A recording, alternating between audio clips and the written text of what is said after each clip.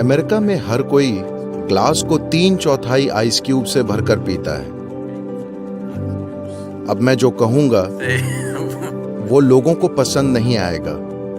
अगर आप एक विद्यार्थी हैं, फिर आपको 8 डिग्री अंतर के साथ पानी पीना चाहिए।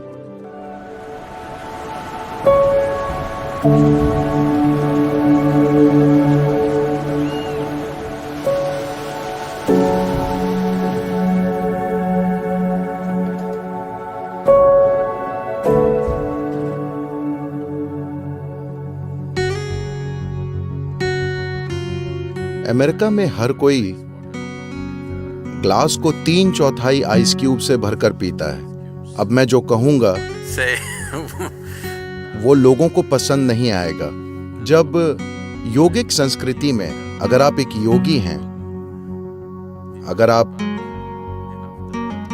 आंतरिक रूपांतरण के मार्ग पर हैं, आप अपने सिस्टम को संभावना के एक दूसरे आयाम में रूपांतरित करना चाहते हैं, फिर आप सिर्फ 4 डिग्री अधिक या कम तापमान वाला पानी पीते हैं। यानी आपके शरीर का सामान्य तापमान करीब 36 डिग्री सेंटीग्रेड होता है, तो आप 40 या 32 डिग्री तापमान तक का पानी पी सकते हैं। ये पानी पीने का बेहतरीन तरीका है। अगर आप एक विद्यार्थी हैं, यानी आप ज्ञान को ग्रहण करना चाहते हैं, आप रूपांतरण की खोज में नहीं हैं, आपको सिर्फ ज्ञान ग्रहण करने में दिलचस्पी है, फिर आपको 8 डिग्री अंतर के साथ पानी पीना चाहिए।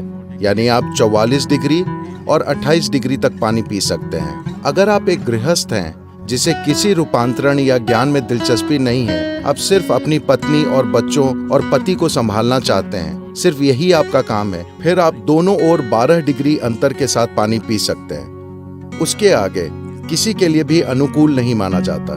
तो ये कहना अलोकप्रिय है, मगर ये महत्वपूर्ण है कि आप जो भी पिएं वो कहीं न कहीं शरीर के तापमान की रेंज में हो, उससे अधिक अलग नहीं, क्योंकि शरीर के तापमान से बहुत अधिक अलग पानी या किसी अन्य पदार्थ का सेवन करने से शरीर के अंदर पानी के बर्ताव में गड़बड़ी आ जाती है। मैं जानता हूं कि आइसक्रीम पसंद करने वाले लोग और अब मुझ पर चिल्लाएंगे। मैं सिर्फ आपको आदर्श स्थितियां बता रहा हूं। आप में से कितने लोग आदर्श रेंज में या उसके प्रति चेतन रहना चाहते हैं? जहां भी संभव हो वहां उसमें रहना एक अच्छी बात है। अगर आपको प्यास नहीं लगती, अगर आप पानी नहीं पीते, तो कुछ नहीं होगा, आप ठीक रहेंगे। सिर्फ अमेरिका में अगर आप पानी नहीं पिएंगे तो आप मर जाएंगे। कहीं और लोग ऐसे ही पानी नहीं पीते। जब उन्हें प्यास लगती है तो वो पानी पीते हैं, वरना वे रेगिस्तान में भी ठीक रहते हैं। सिर्फ अमेरिका में ठंडे मौसम में हर कोई बोतल लेकर चलता है और लगातार घूंट भरता रहता है, क्योंकि मार्केटिंग मशीनों ने उन्हें ये यकीन दिला दिया है कि उन्हें ढेर सारा पानी पीना चाहिए। पानी का अत्यधिक सेवन, खासकर अगर उसे छोटे घूंटों में पिया जाए, शरीर सोख लेता है। जब वो सोखता है तो सोडियम का स्तर, जिसका संतुलन बहुत नाजुक होता है, वो कम हो जाएगा।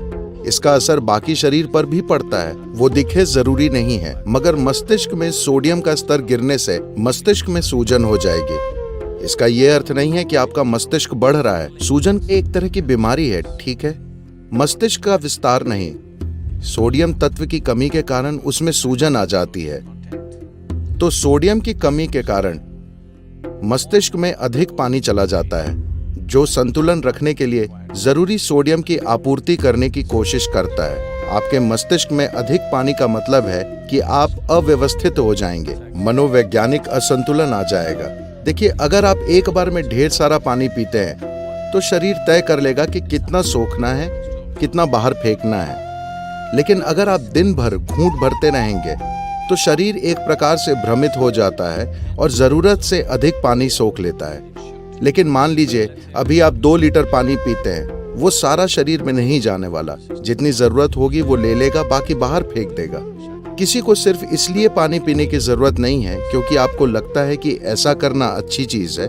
जब आपको प्यास लगे तो आपको पानी पीना चाहिए। ये पक्का करने के लिए आप पर्याप्त पानी पी रहे हैं, आप उससे 10% अधिक पीजिए, जितने की आपको जरूरत है। 1-2 कप ज्यादा, सिर्फ ये पक्का करने के लिए कि आप कम नहीं पी रहे।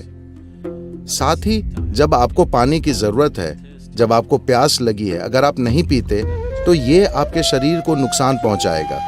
जब जरूरत पड़ने पर पानी शरीर में नहीं पहुंचता तो दिल को भारी नुकसान होता है। लेकिन जब मैं पानी कहता हूं तो ये सिर्फ द्रव के रूप में पानी पीना नहीं है। आपको अधिक पानी वाले खाद्य पदार्थ खाना चाहिए।